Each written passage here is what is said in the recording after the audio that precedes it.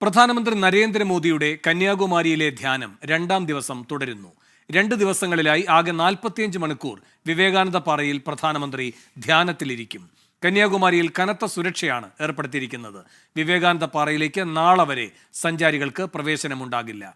കന്യാകുമാരിയിൽ നിന്നും അജീഷ് ജയകുമാർ തയ്യാറാക്കിയ റിപ്പോർട്ടിലേക്ക്. പ്രധാനമന്ത്രി നരേന്ദ്രമോദിയുടെ ഏകാന്ത ധ്യാനം രണ്ടാം ദിവസവും തുടരുകയാണ്. 13 മണിക്കൂർ ധ്യാനം പിന്നിട്ടു. ഇന്നലെ വൈകിട്ട് 6 മണിക്കാണ് പ്രധാനമന്ത്രി തിരുവനന്തപുരത്ത് നിന്ന് കന്യാകുമാരിയിലെത്തി ബോട്ട് മാർഗം വിവേകാനന്ദ പാറയിലെത്തി ധ്യാന മണ്ഡപത്തിൽ ഏകാന്ത ധ്യാനം തുടങ്ങിയത്. കനത്ത സുരക്ഷയിലാണ് കന്യാകുമാരി മേഖലയുള്ളത്.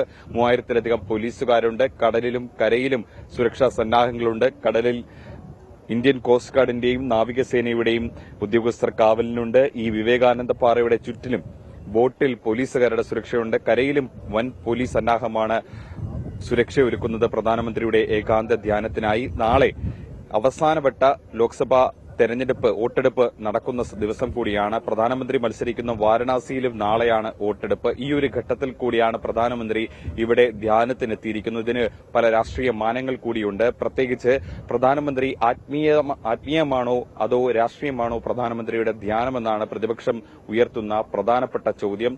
നേരത്തെ തന്നെ പ്രധാനമന്ത്രിയുടെ ഈ സന്ദർശനത്തിനെതിരെ ഡിഎംകെയും കോൺഗ്രസും അടക്കം രംഗത്തെത്തിയിരുന്നു. കോൺഗ്രസ് പ്രവർത്തകർ കന്യാകുമാരി മേഖലയിൽ കരിങ്കൊടി കാണിച്ചാണ് പ്രധാനമന്ത്രിയെ സ്വീകരിച്ചത്. പക്ഷേ പോലീസ് അവരെ മാറ്റുകയായിരുന്നു. ഇങ്ങോട്ടേക്ക് കടക്കാൻ അനുവദിച്ചിരുന്നില്ല. ഡിഎംകെയും പരാതിയുമായി രംഗത്തെത്തിയിരുന്നു. തെരഞ്ഞെടുപ്പ് കമ്മീഷൻ അടക്കം പരാതി കൊടുത്തിരുന്നു. പക്ഷേ നമുക്കറിയാവുന്നതുപോലെ കഴിഞ്ഞ 2 തെരഞ്ഞെടുപ്പുകളിലും, അതായത് 2014 പ്രധാനമന്ത്രി ആദ്യമായി ലോക്സഭയിലേക്ക് മത്സരിച്ച തെരഞ്ഞെടുപ്പിലും അന്ന് മഹാരാഷ്ട്രയിലെ പ്രതാപ്ഘട്ടിലേക്കായിരുന്നു പ്രധാനമന്ത്രിയുടെ ഈ യാത്ര. അന്ന് അവസാന ക്യാമ്പയിനിന്റെ അവസാന ഘട്ടത്തിലായിരുന്നു മഹാരാഷ്ട്രയിലെ പ്രതാപ്ഘട്ടിലേക്ക് പോയത്. അത് ഛത്രപതി ശിവജിയുടെ സ്മാരകമായി ബന്ധപ്പെട്ടാണ്. അത് മറാത്ത രാജവംശം മുഗൾ രാജവംശത്തെ തോൽപ്പിച്ചതിന്റെ സ്മാരകമായി നിർമ്മിച്ച സ്ഥലമാണ് ഈ പ്രതാപ്ഘട്ട്. അവിടെയായിരുന്നു പ്രധാനമന്ത്രി ആത്മീയ യാത്രയ്ക്ക് പോയത്. അതിനുശേഷം 2019 നമ്മൾ കണ്ടതാണ് ഏറ്റവും അവസാനം. ഒടുവിൽ അന്ന് കേദാർനാഥിലാണ് പോയത്.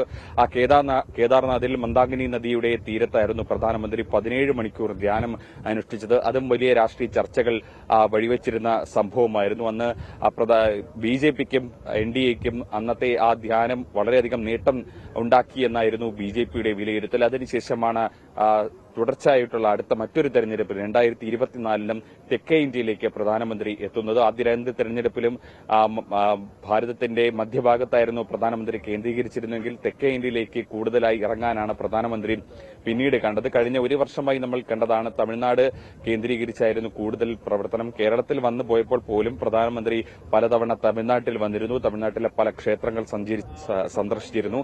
അതിന്റെ ഒരു ഭാഗം കൂടിയിട്ടാണ് ഇപ്പോൾ തമിഴ്നാട്ടിലെ ഏറ്റവും തെക്കേ അറ്റത്ത് മഹാസമുദ്രങ്ങളുടെ സംഗമ സ്ഥാനത്ത് പ്രധാനമന്ത്രി ഇപ്പോൾ എത്തി ധ്യാനം ഇരിക്കുന്നത്. എന്തായാലും ഇപ്പോൾ ഇന്ന് തുടർന്ന് നാളെ വൈകിട്ട് വരെ പ്രധാനമന്ത്രിയുടെ ഈ ധ്യാനം തുടരും. വൈകിട്ട് 3:30 ഇവിടെ നിന്ന് ഹെലികോപ്റ്റർ മാർഗം തിരുവനന്തപുരത്തേക്കും അവിടുന്ന് അദ്ദേഹത്തിന്റെ മണ്ഡലം കൂടിയായ വാരണാസിയിലേക്ക് തിരിക്കും. വിധി ദിനത്തിൽ 24 മാജിക് ജൂൺ 4 ചൊവ്വാഴ്ച രാവിലെ 5 മണി മുതൽ 24-ൽ.